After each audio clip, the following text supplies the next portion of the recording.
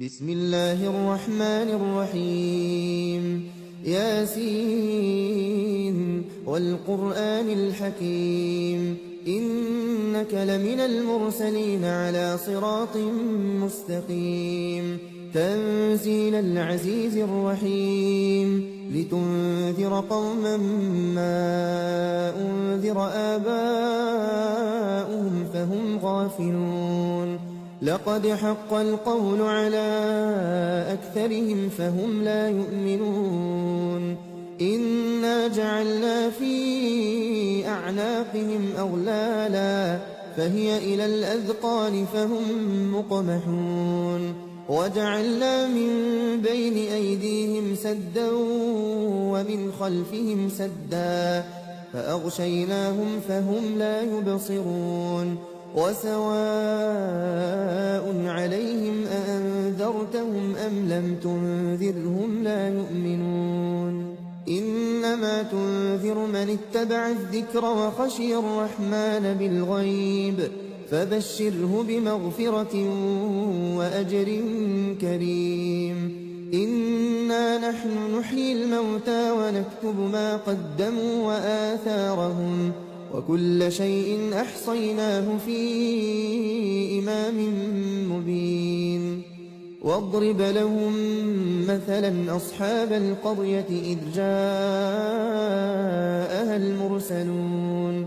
إذ أرسلنا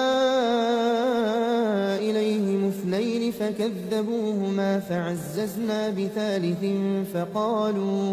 فقالوا إنا إليكم مرسلون قالوا ما أنتم إلا بشر مثلنا وما أنزل الرحمن من شيء إن أنتم إلا تكذبون قالوا ربنا يعلم إنا إليكم لمرسلون وما علينا إلا البلاغ المبين قالوا إنا تطيرنا بكم لئن لم تنتهوا لنرجمنكم وليمسنكم منا عذاب أليم قالوا طائركم معكم أئن ذكرتم بل أنتم قوم مسرفون وجاء من أقصى المدينة رجل يسعى قال يا قوم اتبعوا المرسلين اتبعوا من لا يسألكم أجرا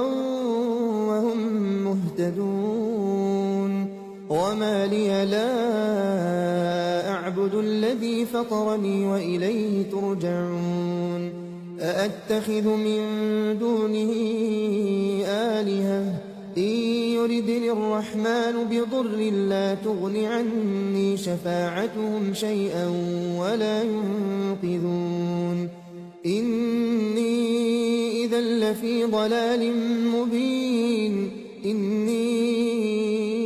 آمنت بربكم فاسمعون قيل ادخل الجنة قال يا ليت قومي يعلمون بما غفر لي ربي وجعلني من المكرمين وما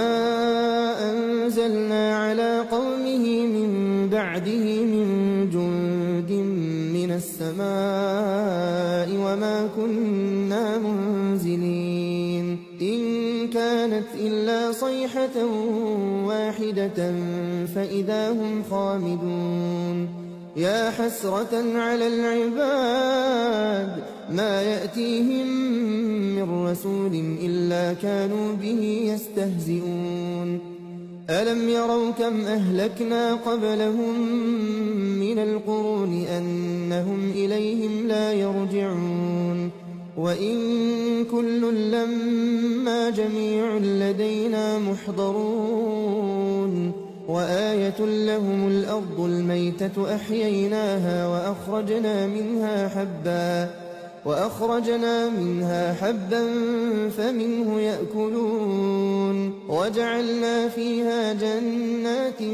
من نخيل وأعناب وفجرنا فيها من العيون ليأكلوا من ثمره وما عملته أيديهم أفلا يشكرون سبحان الذي خلق الأزواج كلها مما تنبت الأرض ومن أنفسهم ومما لا يعلمون وآية لهم الليل نسلخ منه النهار فإذا هم مظلمون والشمس تجري لمستقر لها ذلك تقدير العزيز العليم والقمر قدرناه منازل حتى عاد كالعرجون القديم لا الشمس ينبغي لها أن تدرك القمر ولا الليل سابق النهار وكل في فلك يسبحون